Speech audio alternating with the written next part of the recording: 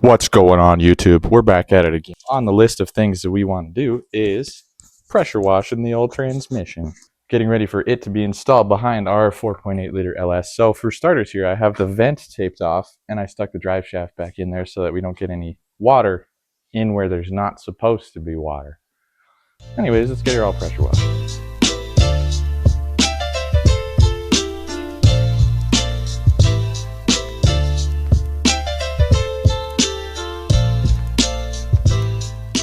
All right, everybody, we've finally done it. It took me about 2 hours and it's still not great. But that shit is insanely difficult to get off, especially everything in this section, because you can see how rough it was casted, right? So everything around here was just baked onto there. And I, like, even with a wire brush, brushing it, it wouldn't come off. So I ended up doing multiple rounds of spray nine, working the spray nine in with a little nylon brush, and then hitting it with a wire brush. And that seemed to do the best. So she's pretty much as clean as we're going to get her. Next order of business, let's get this transmission off of that junk right there. So as far as how we're going to be removing this homie, we got to start down here at the torque converter cover. There's a bolt right there and a bolt right there on both sides. Once we take that off, we can get access to our torque converter bolts. We'll get all those undone. And then we can go and do all of our bell housing bolts. And then this thing is loose and ready to go on that rig. So let's get started.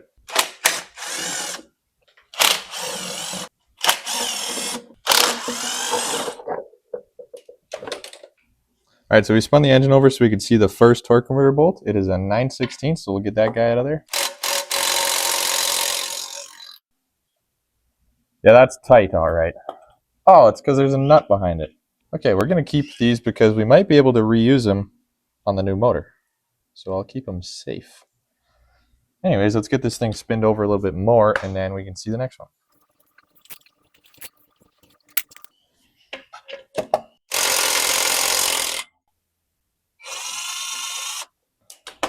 All right, we should only have one more now.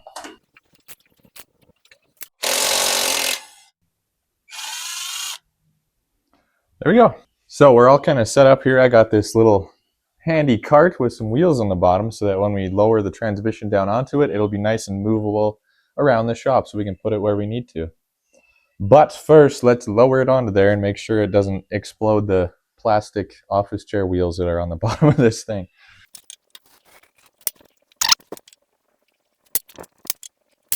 All right, so it's kind of lightly resting on there now, so we should be able to take the bell housing bolts out, and maybe nothing bad will happen.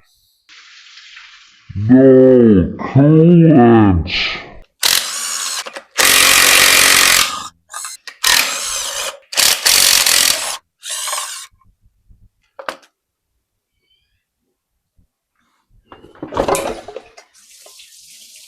No coolant!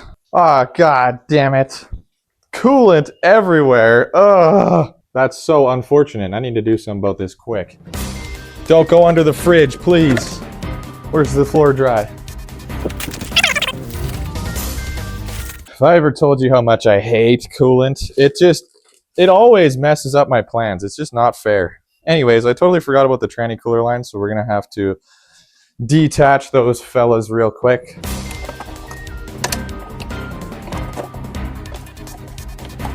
Okay, there. Tranny cooler line's detached. Oh, and the kickdown cable. Geez, I'm forgetting all kinds of stuff here.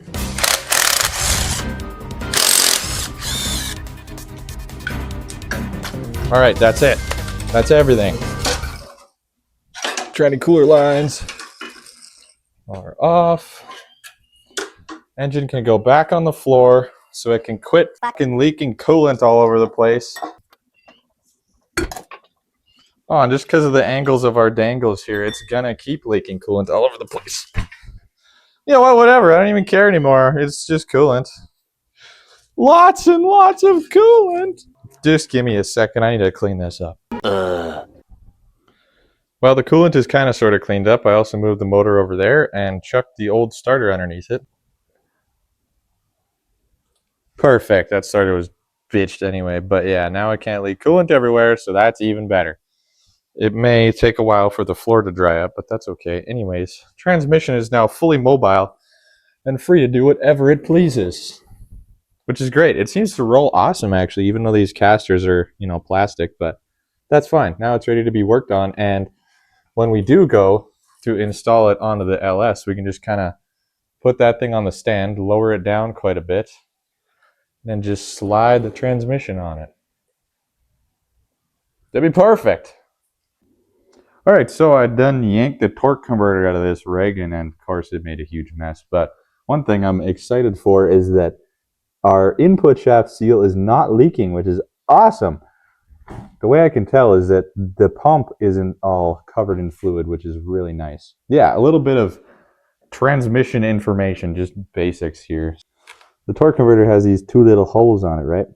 That notches into the pump, and this kind of snout section here with those notches in it is also welded to the whole case of it, and the case is bolted to the flywheel. And yeah, so that all spins as one, so the pump is always spinning. And then this gear in here, these splines are solid, right? They don't move. And then this is the actual input shaft of the transmission. So I believe what's going on here is this one that doesn't move drives the stator inside the torque converter, and then the torque converter output side of things drives the input shaft, which is pretty cool.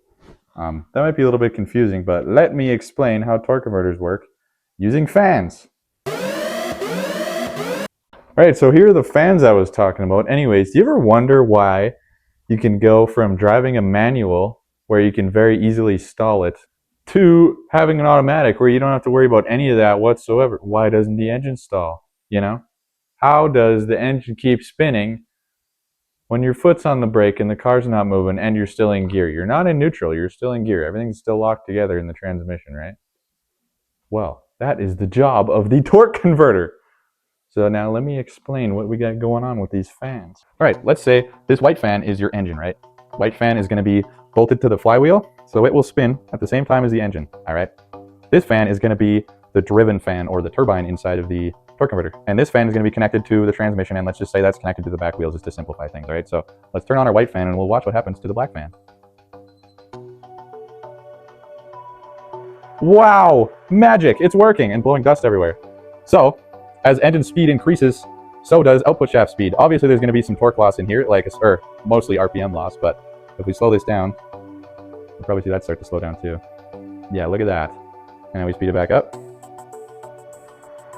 And it speeds back up. Now this is fairly simple. So at this point, let's say we're coming to a stop, all right? Right now we're on the gas because the speed is max. So let's say we're coming to a stop here, right? And then we put our foot on the brake. So this side down, but hey, the engine's still running. Now let's say we're trying to do a burnout, all right?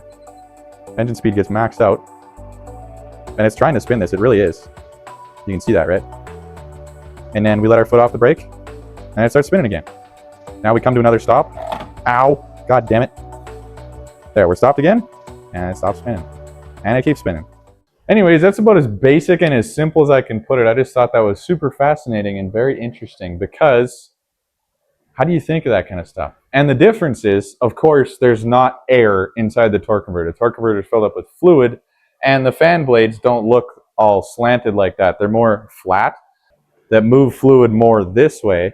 But because of the shape of the torque converter, it's going to fling it to the outside, like, centrifugally kind of thing. So there's a whole bunch of paddles that are flinging fluid outwards. And as the fluid goes outwards, it has nowhere else to go but to turn the other side, which also has flat blades. And it's like basically the same as this, but way more efficient, obviously. And it can drive a car instead of just a fan that's not moving, You know what? This is a tough one to explain. It's pretty complicated just to use words. So hopefully this little video will help you guys understand what's going on here. Cool animation, you can get a better idea of what's going on inside the converter without cutting one open.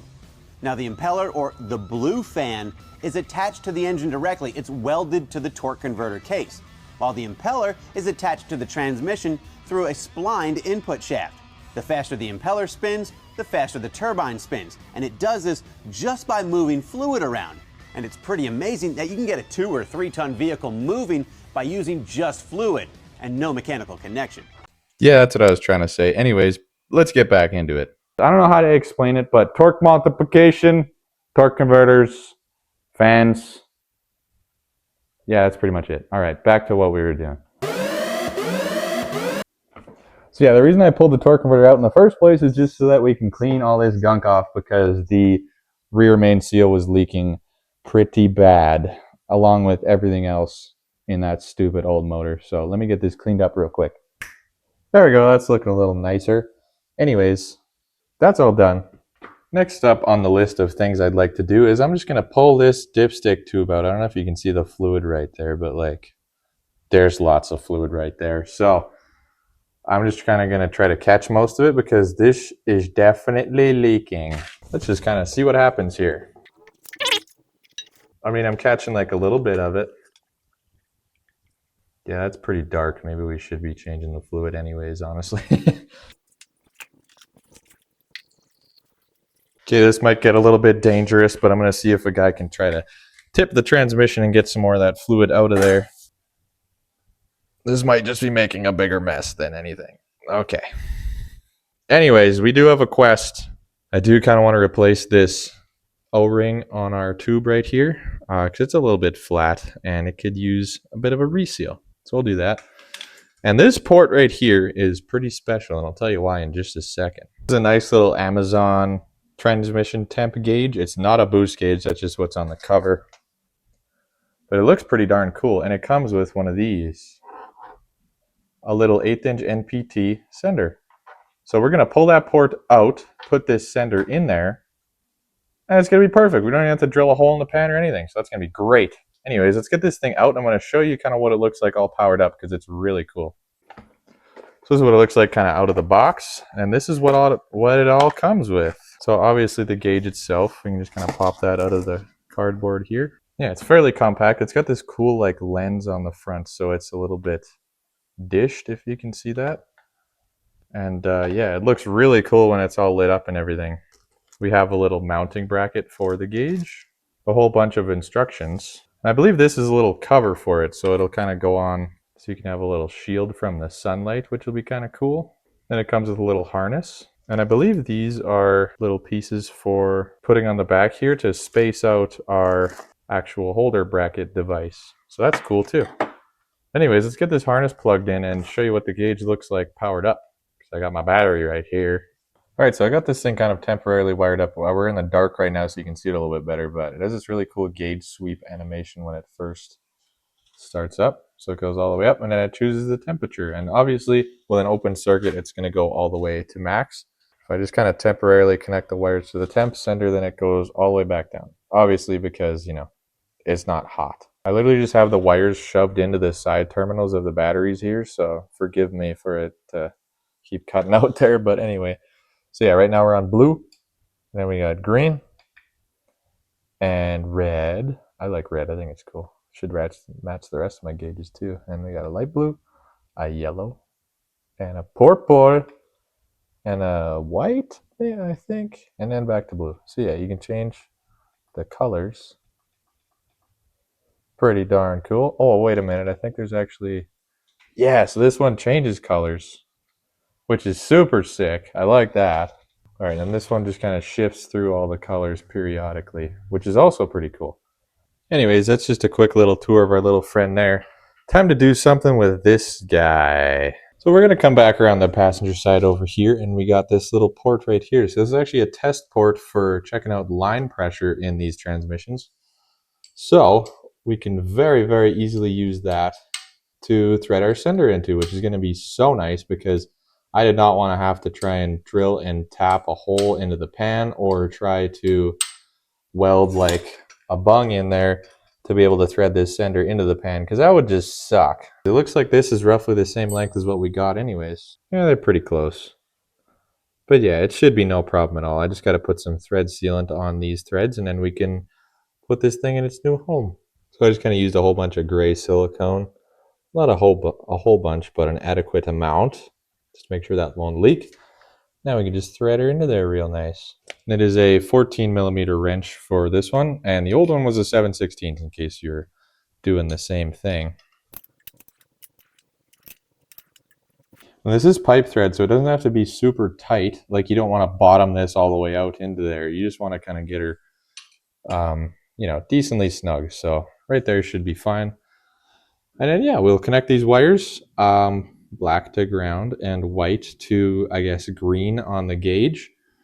So we could maybe even ground these out to a bolt on the transmission somewhere, not this one. This is another port, and this is another port over here. Both of these are also pressure test ports, but for different areas. So like this would be maybe for the accumulator, and this would be for something else. I'm not a transmission guy, all right?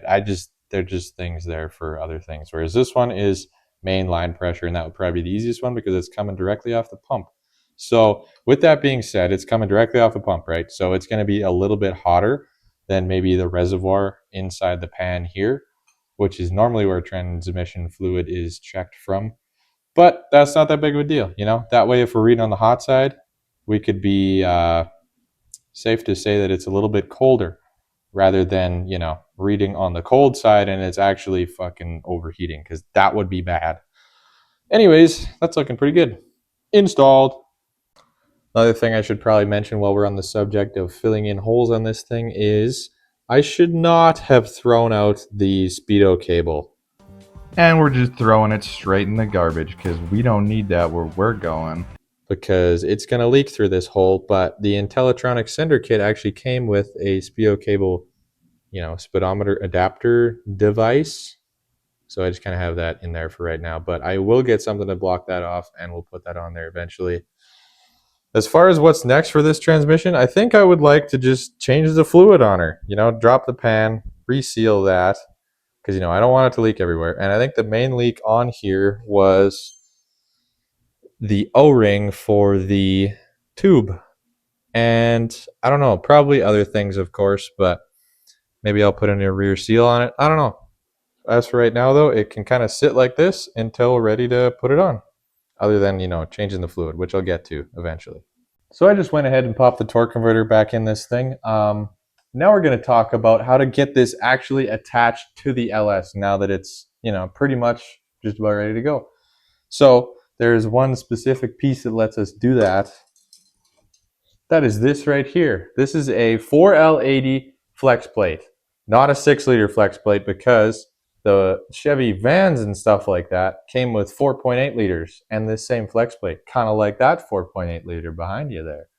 So that means this will work pretty much perfect for what we're trying to do, because this has the right spacing for our torque converter to make sure that everything is super happy in the transmission area, because torque converter spacing is super important, right? You don't want it buried into the pump of the transmission, like pushed way too far in, because you can break stuff, and you don't want it too far out because you can actually break stuff. So let's see how she fits.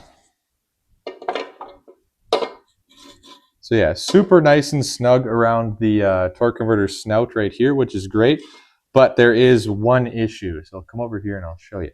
So right there is the bolt hole for the torque converter. Obviously, that's not exactly right. So we're going to have to try and drill one a little bit further in, or maybe oval that hole out or something.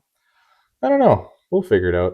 So yeah, after doing extensive research on will this fit or not, 3 or 4 people had the same issue, right? Where their bolt holes weren't lining up with their Turbo 350, and they just ovaled the holes out so that it fit. Which is kind of interesting, but I mean, if it works, we're going to do the same damn thing. So make sure you stay tuned for that. Oh, that's pretty much all we got for the transmission video. We will be changing the fluid, obviously. We will have to make tranny cooler lines, of course. Or maybe we'll just reuse those ones. I don't know. Stay tuned to find out, though. Anyways, thank you so much for watching. We'll see you in the next one. Like and subscribe.